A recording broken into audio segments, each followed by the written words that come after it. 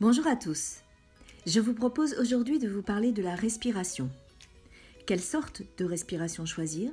C'est bien fait, mais également savoir comment la pratiquer. La respiration profonde, dite diaphragmatique, est l'une des activités les plus simples et les plus accessibles pour développer une tranquillité intérieure et la mise en place d'une respiration harmonieuse. Une respiration par le ventre, paisible et surtout extrêmement consciente. Une respiration comme un refuge, capable de nous faire traverser en douceur les situations potentiellement difficiles de la vie. En général, la plupart des personnes ont mis en place avec le temps une respiration haute et plutôt saccadée dans le haut de la cage thoracique. Ce mode de respiration est sans doute un écho au stress, au manque de temps ou aux différentes difficultés que vivent nos contemporains. Il se manifeste par un corps en tension, prêt à l'attaque ou à la fuite qui sont deux modalités instinctives et ancestrales de réponse au stress.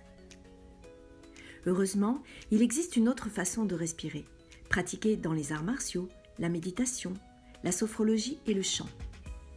Cette respiration a pour vertu de modifier, en quelques minutes, notre rythme intérieur.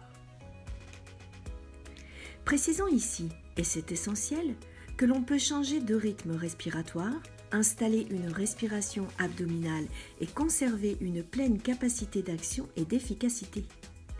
Il ne s'agit pas de la limiter à certaines occasions comme par exemple avant de s'endormir, faire une pause détente, méditer, etc.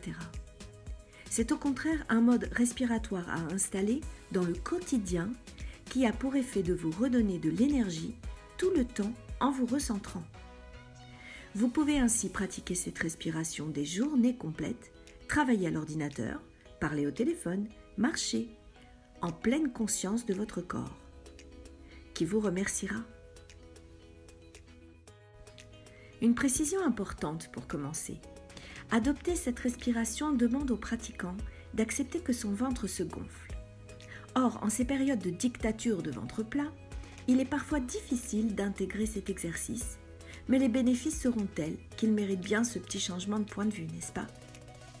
Voici donc maintenant un exercice facile pour découvrir la fameuse respiration abdominale. Tout d'abord, placez-vous dans un endroit calme, assis confortablement, les deux pieds posés sur le sol. Puis, posez une main sur votre ventre, en dessous du nombril. Vous allez maintenant inspirer par le nez en faisant descendre l'air lentement jusqu'en bas de votre ventre, sous le nombril, là où est placée votre main. Remarquez que votre ventre se gonfle et que vos côtes se sont un peu élargies. Maintenant, expirez en expulsant la totalité de l'air par la bouche aussi lentement que possible. Sentez maintenant que votre ventre se creuse, vidant l'air lentement à mesure que vous expirez. À la fin de votre expiration, en restant bien à la bouche ouverte, laissez votre ventre reprendre lentement et complètement sa position initiale. Notez que votre ventre se regonfle en laissant naturellement l'air rentrer à nouveau dans vos poumons. Vous êtes à nouveau prêt pour une nouvelle inspiration. À l'inspiration, le ventre se gonfle. À l'expiration, il se dégonfle. Si vous le souhaitez, vous pouvez également le pratiquer en position allongée. Parfois, c'est plus facile pour certains. Vous pouvez vous entraîner discrètement dans différentes situations de votre vie quotidienne, dans le métro, dans une file d'attente, quand vous êtes en train de cuisiner, etc., etc. Après quelques semaines, cette respiration sera devenue instinctive et quotidienne et vous permettra d'accueillir toutes sortes de situations avec calme et sérénité. Voilà, chers éveillés, j'ai été ravie de partager ce moment en votre compagnie. Merci de votre écoute, amusez-vous bien et surtout n'oubliez pas, prenez bien soin de vous.